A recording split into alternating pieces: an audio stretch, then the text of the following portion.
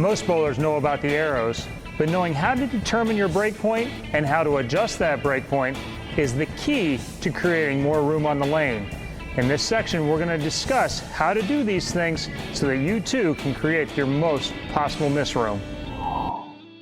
As Team USA coaches, we get asked quite often, how do we help get our players lined up? We travel to all over the world. We have different types of patterns that they're always competing on, and you don't get a lot of practice time. So are there any secrets that we can share? Well, we commonly use this rule of 31. Helps us decide where we want to play on the lane. So we subtract the pattern distance, 31 from that distance, and that gives us our desired break point. So that's the distance down the lane that where we want the ball towards the end of the pattern, and we just got to figure the attack angle we want to get to that point. Right, and that angle is going to be dependent on how you throw the ball. It's a personal number. If you're a high rev rated player, then your feet are going to be further left and you're going to hook to that spot. If you're high ball speed and a little bit straighter, then you're going to get a little direct line to the pocket. So even to the lane surface, whether it's in synthetic or wood, it's going to make us play a little different too, right? Right. Wood lanes are going to hook much, much more. Certain synthetics are going to play a little bit longer, so they'll seem a little oilier than the pattern is probably designed to play. So you really want to know your playing field.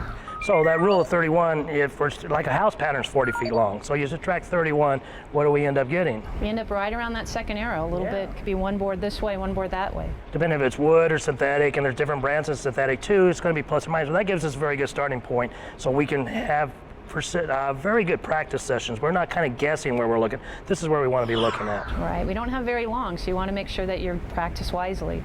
Make sure that you don't need to explore the entire lane when we know that information up front. And that's how it starts, but the lane's going to change as we start bowling. Isn't that correct? We got to be ahead of the moves, really. Right, and that's what the better players do. They stay in front of the moves, and they're watching their ball transition down the lane. They start to recognize when it picks up a little bit too soon, starts to hook too early. They start heading a little further left if they're a right-handed player where there's a higher volume of oil, going to give them a little bit more hold, sort of push through the front, won't read quite as quickly.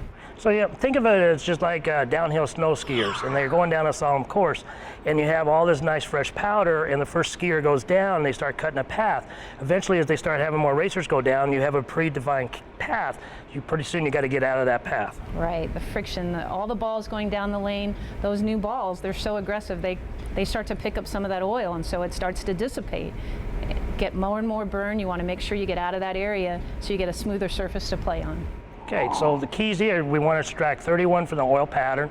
Kind of pay attention to the lane surface that you're bowling on, whether there's a high friction or a low friction, and be aware of those changes, watching your ball motion front to back. So the break point is the first thing that you want to determine when you're attacking a pattern, whether a house pattern or a tournament pattern. The way we describe break point is when the ball, for a right-hander, has reached its furthest point right on the lane and then makes its turn back towards the pocket.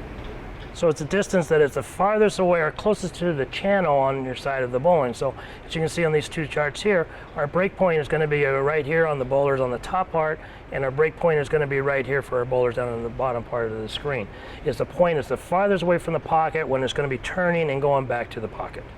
Now we have shot tracking. This is two different players playing the same break point. You can see up here we have Ametria. She's going a little bit more direct through the front part of the lane, so her launch angle is a little bit straighter. And then down here we have Jean-Marc, who has opened up the lane. He's got a higher rev rate, so his feet are further left, and he's circling to the exact same break point. So we were talking about the rule of 31 down here. So we had a 40-foot pattern. So as you can see down here in Jean-Marc, he's about 9 board down here, about 39, 40 feet. Ametria down here, she's about 8 board in the same type of area. It's where the ball's starting to come back to the pocket, but they completely different through the front part of the lane. You have one of them playing 12 at the arrows, the other one was playing 9 at the arrows. So they're playing the lane similar, but depending on their style of play, they're playing down here, the break point is the same, but they'll play the front part different because of their speed, their RPM, their rev rate, and the type of ball they're using.